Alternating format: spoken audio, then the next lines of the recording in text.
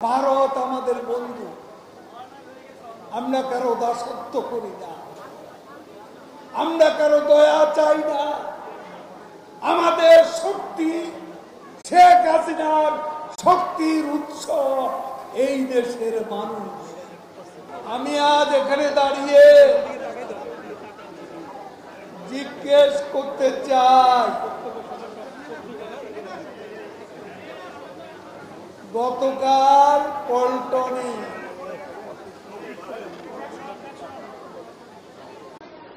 BNP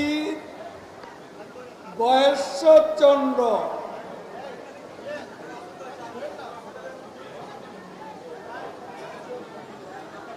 এক পশলা মিথ্যাচার করে গেলে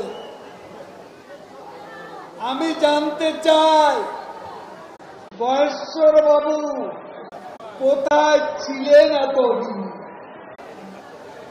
কোথায় ছিলেন? কোথা থেকে এলেন? কোথায় পালিয়েছিলেন? ভারতে মাথায় তো দেখছি গান্ধী টুপি, কি একটা টুপি পরে এখন ভণ্ডামি শুরু করেছে। বিএনপি এখন ভেগ ধরেছে, এখন ভণ্ডামি শুরু করেছে। গয়েশ্বর কালকে পল্টনে দাঁড়িয়ে আমাদেরকে বলে ভারতের দালাল। আরে অপবাদ তো আইয়ুব খান, ইয়াহিয়া খান, জিয়াউর রহমানের আমল, এরশাদের আমল আমরা অনেক শুনেছি। দালালি কারা করে? নরেন্দ্র মোদী ভারতের যখন প্রধানমন্ত্রী নির্বাচিত, সকালে বন্ধের দিন ভারতীয় দূতাবাসে বিএনপি নেতারা ফুল আর মিষ্টি নিয়ে হাজির হয়েছিল।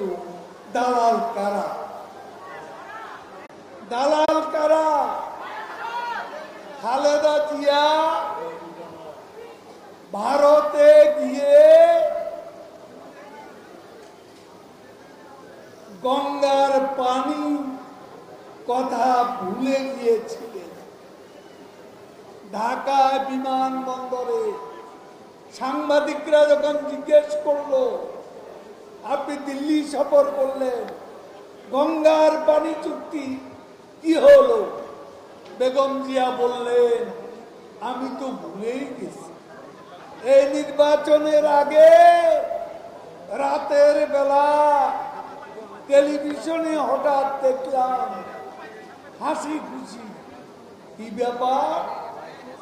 শুনলাম ভারতের আপ্যায়নে ডিনার খেয়ে বিএনপি নেতারা হাসি খুশি ক্ষমতার স্বপ্নে দিব দালালকে। দালাল কারা? ভারত আমাদের বন্ধু। 42% লোক আমাদেরকে ভোট দিয়েছে।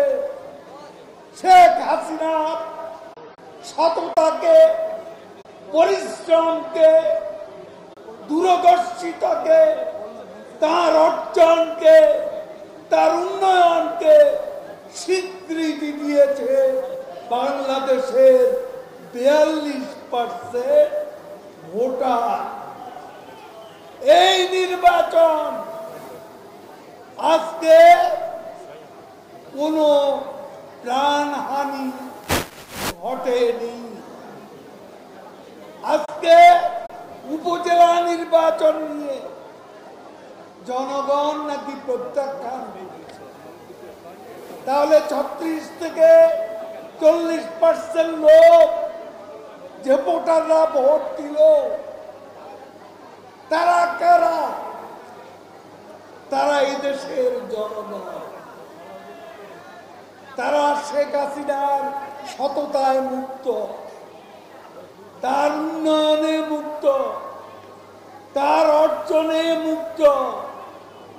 আজকে বিএনপি আমরা বলতে চাই গঙ্গার পানি শেখ হাসিনাই এনেছে।